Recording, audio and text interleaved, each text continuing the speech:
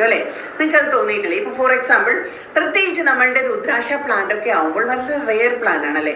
സാധാരണക്കാരെല്ലാവരും അത് കയറി മേടിക്കാറില്ല. നമുക്കറിയാം നമ്മുടെ മലയാളികൾ എന്ന് വെച്ചാൽ ചെറിയൊരു 5 സെന്റിലെ വീടും അതിലൊരു മുല്ലച്ചെടിയും മാവും അങ്ങനെ കുറച്ച് പ്ലാന്റുകളും ഫ്ലവറിങ് പ്ലാന്റ്സും റോസുകളും ഒക്കെ വെക്കാൻ ആഗ്രഹിക്കുന്നവരാണ്. സ്ഥലം അധികം ഇല്ല അല്ലേ?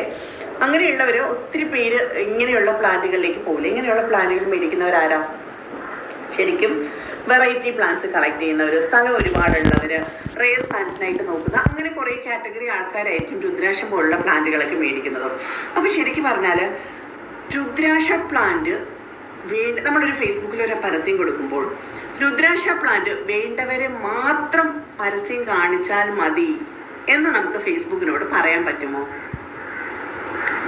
സെയിൽ ചെയ്യുന്നവരാണ് കേട്ടോ ചോദ്യം. അങ്ങനെ പറഞ്ഞാൽ ഫേസ്ബുക്ക് അങ്ങനെ നമ്മുടെ എന്താ പറയുക രുദ്രാക്ഷ പ്ലാന്റ് വേണ്ടവരെ മാത്രം നമ്മുടെ പരസ്യം കാണിക്കൂ? ഇല്ല ഇല്ല ഇല്ല ഇല്ല എന്ന് കാണിക്കും കേട്ടോ. കാര്യം എന്താണെന്നറിയോ? ഇപ്പൊ ഞാനൊരു ഉദാഹരണത്തിലൂടെ നിങ്ങൾക്കത് പറഞ്ഞു തരാൻ ശ്രമിക്കാം. നിങ്ങളിപ്പോ ഒരു ചെരുപ്പ് വാങ്ങിക്കണമെന്ന് വിചാരിക്കുകയാണ്, അല്ലാന്നുണ്ടെങ്കിൽ ഒരു ഫോൺ മേടിക്കണമെന്ന് വിചാരിക്കുന്നു, അല്ലെങ്കിൽ ഒരു ബാഗ് മേടിക്കണമെന്ന് വിചാരിക്കുന്നു, അല്ലെങ്കിൽ ഒരു ഫ്ലാസ്ക് മേടിക്കണമെന്ന് വിചാരിക്കുന്നു. ഇങ്ങനെ എന്തെങ്കിലും നിങ്ങൾ മേടിക്കണം എന്ന് വിചാരിച്ചു കഴിഞ്ഞാൽ തൊട്ടടുത്ത ദിവസം നിങ്ങൾ ഫേസ്ബുക്കോ ഇൻസ്റ്റയോ ഒക്കെ തുറക്കുമ്പോൾ നമ്മുടെ മനസ്സിൽ മേടിക്കാൻ ഉദ്ദേശിച്ച സാധനത്തിന്റെ അഡ്വർടൈസ്മെന്റ് നമ്മുടെ ഫേസ്ബുക്കിൽ വരുന്നതായിട്ട് നിങ്ങൾ ആരെങ്കിലും ശ്രദ്ധിച്ചിട്ടുണ്ടോ?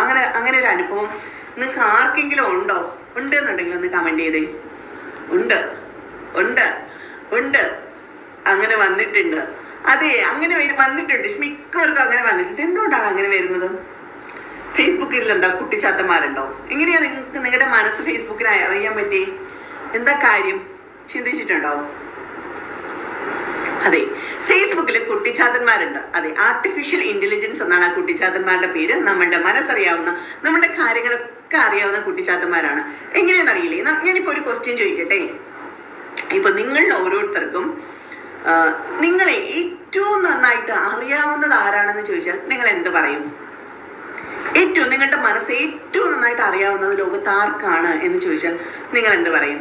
അമ്മ, അച്ഛൻ, കാമുകൻ, കാമുകി, ഹസ്ബൻഡ്, വൈഫ്, ഫ്രണ്ട്, ഇങ്ങനെ ഇതിലേതെങ്കിലും ആയിരിക്കുമല്ലേ നിങ്ങൾ പറയാ.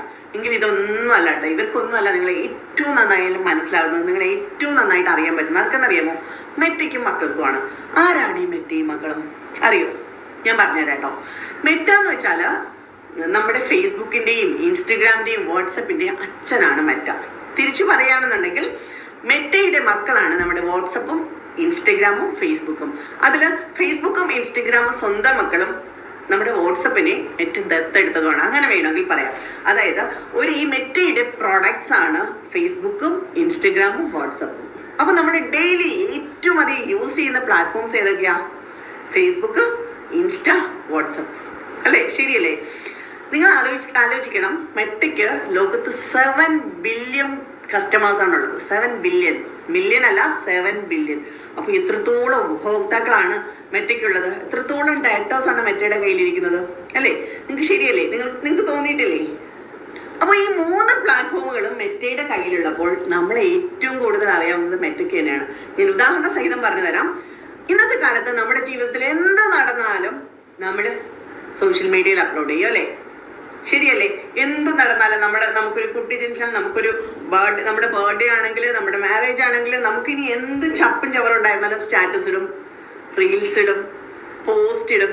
അങ്ങനെ നമ്മൾ എന്ത് കാര്യങ്ങളും, നമ്മുടെ ജീവിതത്തിൽ നടക്കുന്ന എന്ത് കാര്യങ്ങളും ഈ മെറ്റയിലോട്ട് നമ്മൾ കൊടുത്തുകൊണ്ടിരിക്കുകയാണ്. അതുകൊണ്ട് തന്നെ നമ്മളെ ഏറ്റവും നന്നായിട്ട് മനസ്സിലാവുന്നത്, ഏറ്റവും നന്നായിട്ട് അറിയാവുന്നത് മെറ്റയാണെന്നുള്ളതിൽ യാതൊരു സംശയമില്ല കേട്ടോ. നമ്മളെ ശരിക്കും മനസ്സിലാക്കി വെച്ചിട്ട് ആവശ്യക്കാർ പരസ്യം കൊടുക്കുമ്പോൾ ആ പരസ്യത്തിന് ഏറ്റവും അനുയോജ്യമായിട്ടുള്ള ആളുകളിലേക്ക് മെറ്റ പരസ്യം എത്തിച്ചു കൊടുക്കും. എങ്ങനെയാണ്? നമ്മളുടെ കാര്യങ്ങളൊക്കെ അറിയാലോ മെറ്റയ്ക്ക്. അങ്ങനെ അറിയാവുന്ന മെറ്റ ഇതെല്ലാം കൂടെ സോർട്ട് ചെയ്ത് വെക്കും. മെറ്റയുടെ എന്താ പറയുക, ആർട്ടിഫിഷ്യൽ ഇന്റലിജൻസിൽ വർക്ക് ചെയ്യുന്ന നമ്മുടെ റോബോട്ട് കുഞ്ഞുങ്ങൾ ഇതെല്ലാം കൂടെ യോജിപ്പിച്ച് വെച്ചിട്ട് ഒരാൾ പരസ്യം കൊടുക്കുമ്പോൾ പെട്ടെന്ന് സോർട്ട് ചെയ്യും. ഇങ്ങനെ ഇപ്പോൾ ഒരു ഫ്ലാസ്ക് വിൽക്കുന്ന ആളാണ് പരസ്യം കൊടുക്കുന്നതെങ്കിൽ ഓടിപ്പോയി നോക്കും ഫ്ലാസ്ക് ആവശ്യമുള്ളവർ ആരൊക്കെയാണ് എന്നുള്ളത് നോക്കിയിട്ട് പെട്ടെന്ന് വന്നിട്ട് ഫ്ലാസ്ക് ആവശ്യമുള്ളവർക്ക് നമ്മുടെ പരസ്യം കാണിക്കും. ഒരു ഉദാഹരണ സഹിതം കൂടെ ഞാനൊന്ന് പറഞ്ഞുതരാം. ഞാനിപ്പോൾ നിങ്ങളുടെ ഒരാൾ ഇപ്പോൾ ഒരു പരസ്യം കൊടുക്കുകയാണ്. നിങ്ങളുടെ ഒരാൾ കുഞ്ഞു കുട്ടികളുടെ ഉടുപ്പ് വിൽക്കുന്ന ഒരാളാണ്, ഫ്രോക്ക് വിൽക്കുന്ന ഒരാളാണ് കരുതുക, വെറുതെ അങ്ങോട്ട് കരുതാം. ശരിക്കും പറഞ്ഞാൽ എന്താ പറയാ, നമ്മുടെ 6 മാസത്തിൽ താഴെയുള്ള പെൺകുട്ടികളുടെ മനോഹരമായ ഒരു ഫ്രോക്ക് നിങ്ങൾക്ക് വെക്കാനുണ്ട്. നിങ്ങൾ ഈ പരസ്യം കൊണ്ടുപോയിട്ട് ഫേസ്ബുക്കിൽ കൊടുക്കുകയാണ്. വേണ്ടേ 6 മാസത്തിൽ താഴെയുള്ള കുഞ്ഞുങ്ങളുടെ എന്താ പറയാ ഉടുപ്പ് വെക്കാനുണ്ട്. ഈ പരസ്യം ഏതാണ്ട് 1 ലക്ഷത്തോളം പേര് കണ്ടു, കൂട്ടത്തിൽ ഞാനും കണ്ടു. എനിക്ക് ഭയങ്കരമായിട്ട് ആ ഉടുപ്പ് ഇഷ്ടപ്പെട്ടു. ഞാനത് മേടിക്കൂ? ഞാനത് മേടിക്കാൻ ചാൻസ് ഉണ്ടോ? വാങ്ങിക്കും വാങ്ങിക്കും വാങ്ങിക്കും. ഞാനെന്തിനാ അത് വാങ്ങിക്കണേ?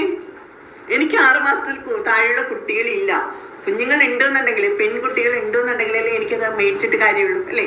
അപ്പോൾ ഒരുപാട് പേര് പരസ്യം കാണിച്ചിട്ട് നമുക്കൊരു കാര്യമില്ല, ആവശ്യക്കാരിലേക്ക് എത്തണം.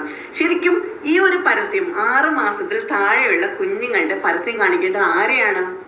6 മാസത്തിൽ താഴെയുള്ള കുഞ്ഞുങ്ങളുടെ പാരൻസിനെ കാണിക്കണം അല്ലേ? അങ്ങനെ കാണിച്ചാൽ മാത്രമേ ആൾക്കാരത് മേടിക്കുള്ളൂ, കൂടുതൽ ആൾക്കാരിലേക്ക് അത് എത്തുള്ളൂ. അപ്പോൾ 6 മാസത്തിൽ താഴെയുള്ള കുഞ്ഞുങ്ങളുടെ പാരൻസിനെ മാത്രമായിട്ട് മറ്റേക്ക് പരസ്യം കാണിക്കാൻ പറ്റുമോ? ആലോചിച്ച് നോക്കി. പറ്റും? പറ്റില്ല പറ്റില്ല പറ്റില്ല പറ്റില്ല എന്നാ പറ്റും. എങ്ങനെയാണെന്ന് അറിയില്ലേ? ഞാൻ നേരത്തെ പറഞ്ഞ പോലെ നമ്മുടെ ജീവിതത്തിൽ എന്ത് നടന്നാലും ഓടിപ്പോയി ഫേസ്ബുക്കിൽ ഇടുന്നവരാണ് അല്ലേ? വൈഫ് ഗർഭിണിയായ കൊണ്ടുപോയിട്ട് പോസ്റ്റ് ഇടും, അല്ലെങ്കിൽ സ്റ്റാറ്റസ് ഇടും. കുട്ടി ജനിച്ചല്ല എന്താ blessed with a baby girl അല്ലെങ്കിൽ blessed with a baby boy എന്നൊക്കെ പറഞ്ഞിട്ട് ആരെഴുതാനും കൊണ്ടുപോയി പോസ്റ്റ് ഇടും, സ്റ്റാറ്റസ് ഇടും, എല്ലാം ഇടുമല്ലേ? ഇങ്ങനെയുള്ള കാര്യങ്ങളൊക്കെ ഫേസ്ബുക്കിന്റെ എന്താ പറയാ റോബോട്ട്സുകൾ പിടിച്ചു വെച്ചിട്ടുണ്ടാവും. ഇങ്ങനെ വെച്ചിട്ട് പെട്ടെന്ന് തന്നെ ഫേസ്ബുക്ക് ഇങ്ങനെ ഒരു പരസ്യം നമ്മൾ പരസ്യം കൊണ്ടുപോയി കൊടുക്കുകയാണ്.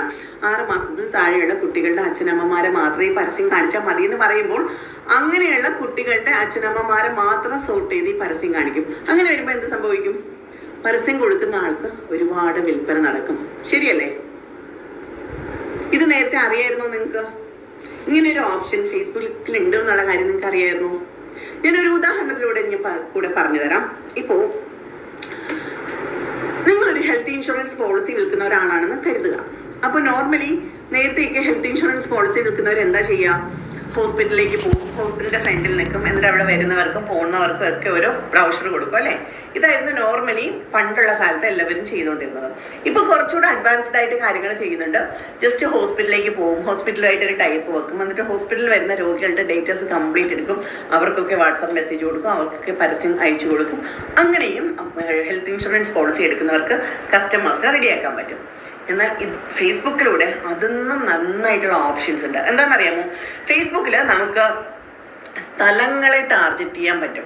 അതായത് ഓരോ സ്ഥലത്തെ പിൻ ചെയ്ത് ടാർഗറ്റ് ചെയ്യാൻ പറ്റും. ഇപ്പോൾ ഒരു ഹോസ്പിറ്റലിലാണ്, ഹോസ്പിറ്റലിലെ വരുന്നവർക്കും പോകുന്നവർക്കും ഒക്കെ പരസ്യം കാണണമെങ്കിൽ ഫേസ്ബുക്കിൽ നമുക്ക് പരസ്യത്തിൽ ആ ഹോസ്പിറ്റലിന്റെ മുകളിലായിട്ട് ഗൂഗിൾ മാപ്പിൽ ആ സ്ഥലം പോയിന്റ് ചെയ്തിട്ട് പരസ്യം കൊടുക്കാൻ പറ്റും.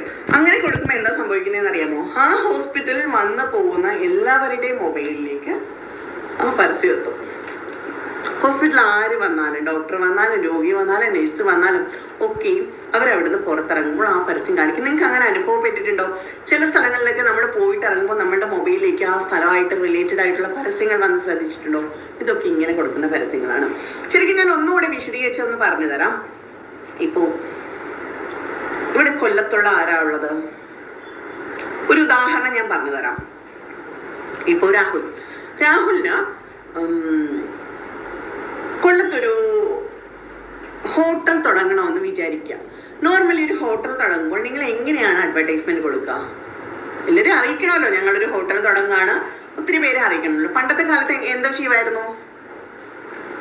പണ്ടത്തെ കാലത്ത് എല്ലാവരും പത്രങ്ങളിൽ പരസ്യം കൊടുക്കുമായിരുന്നു അല്ലേ? ഇന്നത്തെ കാലത്ത് അത് ചെയ്യും? വളരെ ചുരുക്കമാണ്. കാര്യം എന്താ വെച്ചാൽ പത്രം വായിക്കുന്നവർ വളരെ ചുരുക്കമാണ് അല്ലെ? ഇപ്പം ഞാൻ ഒന്ന് ചോദിക്കട്ടെ, നിങ്ങൾ ഇത്രയും പേര് ഇരിപ്പുണ്ട്, നിങ്ങളുടെ വീട്ടിൽ